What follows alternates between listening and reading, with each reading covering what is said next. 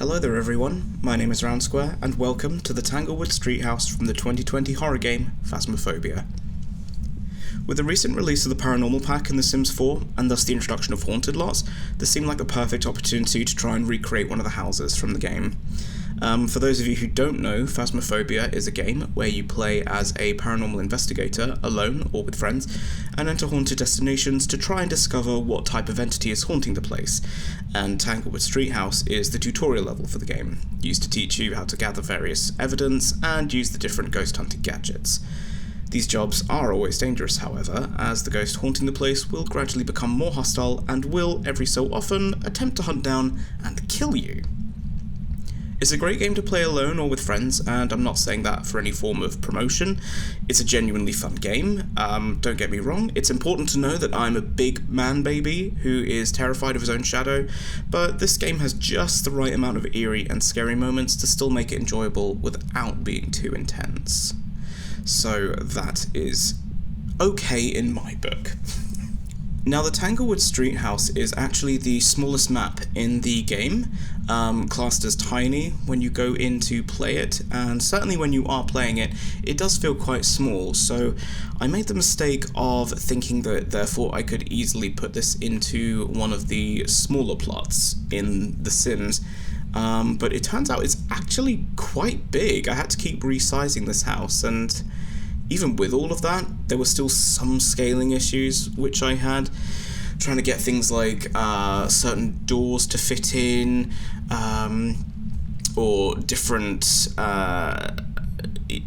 trying to get the proportions correct in certain areas. Well, especially the bathrooms. I know for a fact I really struggled with the bathrooms in this. But then, to be perfectly honest, when I was doing the research for the layout of this, and I looked at the floor plan for the house, it doesn't make a huge amount of sense. You can see there's this gap between the garage and the main hallway, which is just a cavity which is filled with nothing. I'm guessing maybe there are some dead bodies there, and maybe that's why the house is being haunted, but I don't know. But certainly, it's strange because when you play the game, you don't really notice it, so it's very strange. Just something which I picked up when I was actually trying to build this in The Sims. One of the fun things in this challenge was also to try and make the furniture match the assets which they use in-game, which is kind of interesting because The Sims has a very different aesthetic in terms of the type of furniture that you can actually get in-game, which is very interesting. Obviously, it takes more of a modern approach because it's very much a millennial simulator, whereas a lot of the furniture from Phasmo is sort of like a modern take on a traditional style. It's definitely more decorative. There's more sort of like beveled and chamfered edges to things, which The Sims 4 isn't hugely keen on, purely because it's just not really in style these days. But who knows, maybe with The Sims 5, when that eventually comes out, maybe that's something which they'll address. I don't know. Another gripe that I had with this, specifically, is doing this nursery. You may have seen I had to put a bassinet in there, and that is because, unlike in previous games, toddlers don't have cots. They have their junior beds, and that is it. And I must admit, this is something which I really don't care for. In The Sims 4, they're really kind of just wanted to put a focus on the young adult side of things, and other life stages are often forgotten about or sort of pushed to one side. I mean, I know they released like the Parenthood pack where they finally introduced things like toddlers, and even so, it's just, I don't know, they're just not getting much love. Same with teens and elders. And if you played any of the previous Sims games, you will know that previously they were done very, very well, so that's just my personal gripe. Anyway, enough complaining about The Sims 4. So one thing which people who play Phasmophobia, including myself, often say is that a lot of the level designs for the houses, like the residential houses that you visit, aren't fantastic. They just don't really seem to flow in an ergonomic sense. But then, to be perfectly honest, when I was actually building this, it kind of does. And it gave me a new perspective on the level design. How obviously the premise is when the ghost hunts, basically it locks all the doors and then you have to run away or hide inside the house and hope it doesn't find you. So there's a lot more winding corridors and disorienting pathways to go down. And it certainly feels that way when you're in the game. But then, interestingly, when I was building it in The Sims, it actually makes sense. It's not actually that bad from an architectural perspective, but I don't know, that's definitely something which opened my eyes a little bit and made it a bit more enjoyable. So I think I've got a bit more of an appreciation for the game now. But to be perfectly honest, in Phasmophobia, the levels are pretty well detailed. I'll have to say that. I mean, the levels are made up of different assets from, I believe, the Unity store. I'm not 100% sure on their sources, but they are put together really well, and they do create, especially in the residential lots, they do create a sense of somebody actually living here.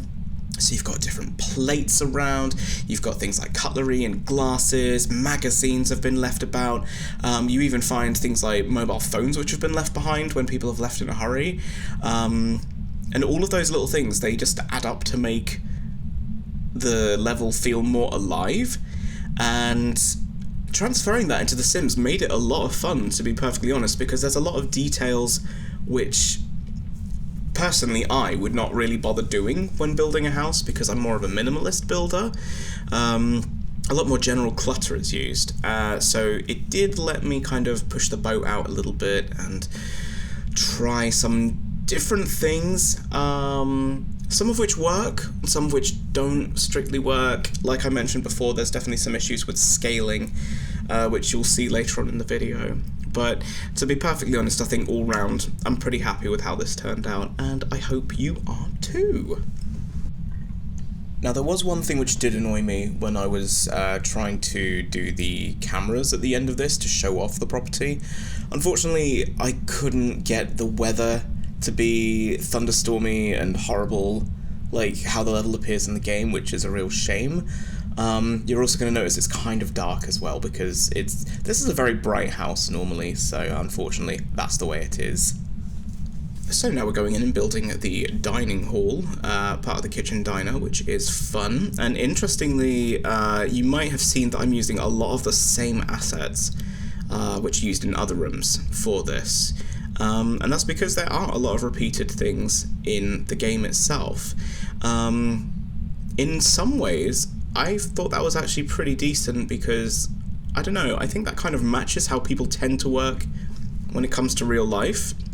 In that, you know, if you like a certain style, you're more inclined to get the same sort of thing over and over again. But yeah, it was very interesting to kind of find all these little extra details which I didn't strictly pick up in game, but certainly building it made me think about it, and it really becomes evident like how the developer really made the most of the assets that they have, so major props for that. Phasmophobia is actually an indie game, if you aren't aware.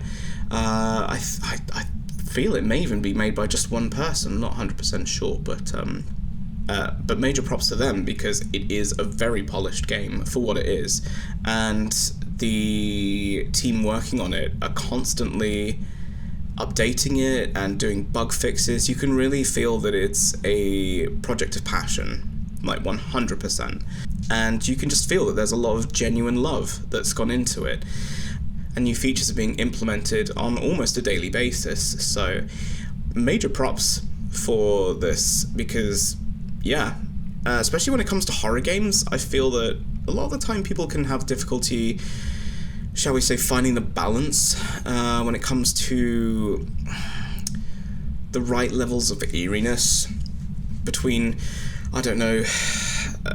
Honestly, I'm not the biggest fan of horror as a genre, purely because I'm a baby and I hate things like jump scares because they're cheap and it just takes me out of it completely. Whereas this definitely has more atmosphere to it. There's a lot more substance. So if you haven't played it, I would highly recommend it. As I've said before, it's a great game to play socially or by yourself if you fancy a little spook. But yes, it was very interesting to go around and try and put in some of these extra details into the level because, as I mentioned before, I didn't really notice just how much detail there actually was, so it really gave me a better appreciation for how this very small team of potentially just one person has made a game which feels incredibly polished and is very popular. I also wanted to try and give this Let's Build a bit of a different feel to it, and you're going to see that when I do the house tour in a few minutes. I wanted it to tell more of a story, so I tried to implement some things from the game.